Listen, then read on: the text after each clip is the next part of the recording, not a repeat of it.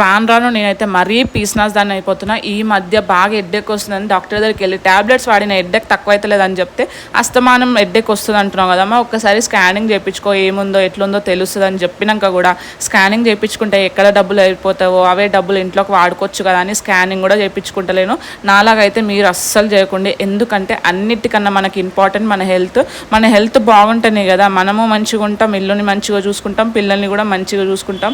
పెళ్ళి కాకముందు అయితే సెల్ఫిష్గా ఉండదని, నా గురించి తప్ప దేని గురించి ఆలోచించేదాన్ని కాదు. పెళ్ళై పిల్లలు పుట్టిన తర్వాత ఇల్లు గురించి పిల్లల గురించి పట్టించుకునే టైంలో నా గురించి నేను పట్టించుకోవడమే మానేసినాను.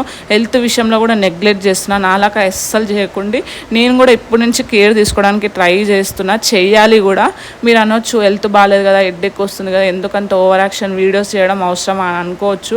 కానీ నాకు వీడియోస్ అప్లోడ్ చేస్తేనే నాకు ఎంతో మనీ వస్తాయి. నేను వీడియోస్ చేయడం ఆపేసినాను అనుకోండి, వచ్చే మనీ కూడా రాకుండా ఉండిపోతాయి. అప్పుడు ఇంకా కష్టంగా ఉంటుందని నాకు ఓపిక ఉన్నా లేకపోయినా ఏదో ఒక వీడియో అయితే అప్లోడ్ చేస్తున్నాను.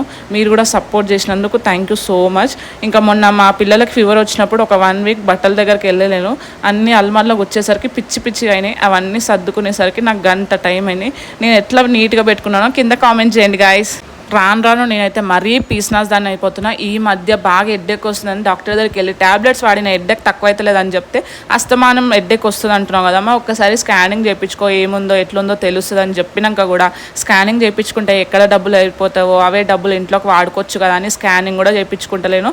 నాలాగైతే మీరు అస్సలు చేయకండి. ఎందుకంటే అన్నిటికన్నా మనకి ఇంపార్టెంట్ మన హెల్త్ బాగుంటేనే కదా మనము మంచిగా ఉంటాం, ఇల్లుని మంచిగా చూసుకుంటాం, పిల్లల్ని కూడా మంచిగా చూసుకుంటాం.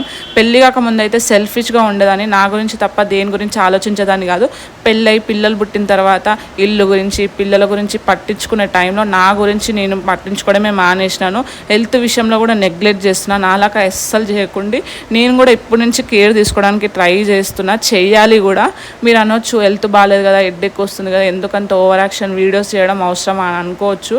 కానీ నాకు వీడియోస్ అప్లోడ్ చేస్తేనే నాకు ఎంతో మనీ వస్తాయి. నేను వీడియోస్ చేయడం ఆపేసినాను అనుకోండి, వచ్చే మనీ కూడా రాకుండా ఉండిపోతాయి. అప్పుడు ఇంకా కష్టంగా ఉంటుందని నాకు ఓపిక ఉన్నా లేకపోయినా ఏదో ఒక వీడియో అయితే అప్లోడ్ చేస్తున్నాను.